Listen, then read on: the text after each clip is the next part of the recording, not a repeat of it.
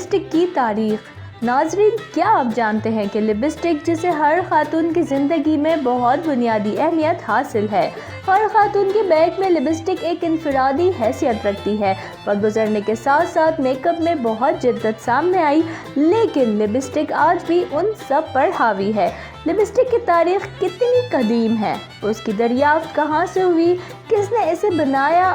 جب یہ سوالات ہمارے ذہن میں پیدا ہوتے ہیں تو ہم نے سوچا کہ آپ کے ذہنوں میں بھی پیدا ہوتے ہوں گے، اسی لیے ہم اس حوالے سے اپنے ناظرین کو وہ معلومات فراہم کریں گے کیونکہ ہماری خواتین جس چیز کو اس قدر شوق سے استعمال کرتی ہیں اس کے بارے میں انہیں کچھ معلومات بھی لازمی ہونی چاہیے۔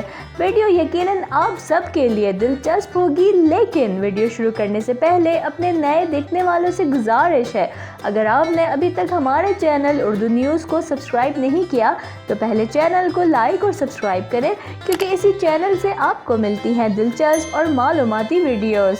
ناظرین، کیا آپ جانتے ہیں کہ زمانہ قدیم میں لپسٹک لگانے کا مقصد میک اپ نہیں تھا، بلکہ خود کو شیطانی قوتوں سے محفوظ رکھنے کا عقیدہ سمجھا جاتا تھا۔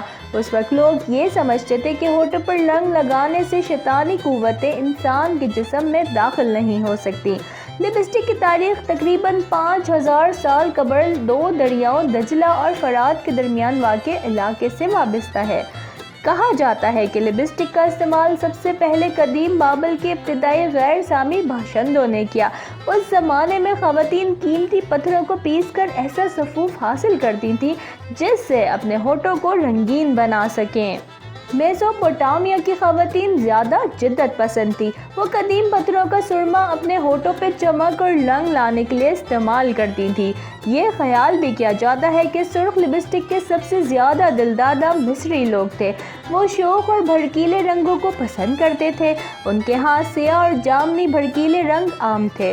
رنگوں کے حصول میں وہ اس حد تک آگے بڑھ گئے کہ انہوں نے قرمزی رنگ حاصل کرنے کے لیے کیروں کا استعمال بھی شروع کر دیا تھا اور لپسٹک میں مضر صحت اشیاء جیسے کوئلہ، سیسا اور آیوڈین وغیرہ کو شامل کر دیا۔ اس وقت رنگ کو چھوٹی چھوٹی ڈبیوں میں محفوظ رکھا جاتا تھا اور انگلی یا پھر برش کی مدد سے ہونٹوں پر لگایا جاتا تھا۔ مصر میں مرد اور خواتین کے ہونٹ سرخ ہونا اشرافیہ کی نشانی سمجھا جاتا تھا۔ ناظرین، تاریخ میں ہونٹوں پر سرخ رنگ کا استعمال مختلف علامات کے لیے ہوتا رہا ہے۔ جیسے یونانی تہذیب میں لپسٹک کا استعمال طوائفوں کے لیے مشروط تھا تاکہ ان میں اور دوسری عورتوں میں فرق ہو سکے۔ اگر کوئی طوائف ایسا نہیں کرتی تھی تو وہ سزا کی حقدار ٹھہرائی جاتی تھی۔ رومن سلطنت کے امراء خود کو غریب عوام سے الگ تھلگ رکھنے کے لیے ہونٹوں پر سرخ رنگ کیا کرتے تھے۔ اسی طرح 16ویں صدی میں انگلستان میں سفید پاؤڈر سے چہرے کو سفید اور سرخ رنگ سے ہونٹ رکھنا اشرافیہ طبقے کا معروف ترین فیشن تھا۔ جاپان میں بھی خواتین بہت گہرا میک اپ اور لپسٹک کا استعمال کرتی تھیں، ان لوگوں نے گوند سے لپسٹک بنائی۔ 16ویں صدی کے آغاز میں برطانیہ میں لپسٹک کا استعمال شروع ہوا، جہاں اس کو شہد کے چھتے سے موم سے تیار کیا جاتا تھا۔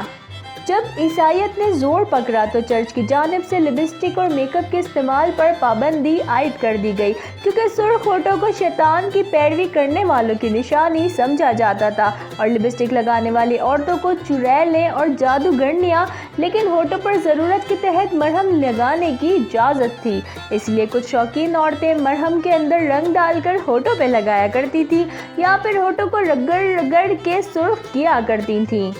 ایک دور تھا برطانیہ میں لپسٹک لگانے والوں کو نہ صرف معیوب سمجھا جاتا تھا بلکہ اسے شیطان کا اوتار تک کہا جاتا تھا۔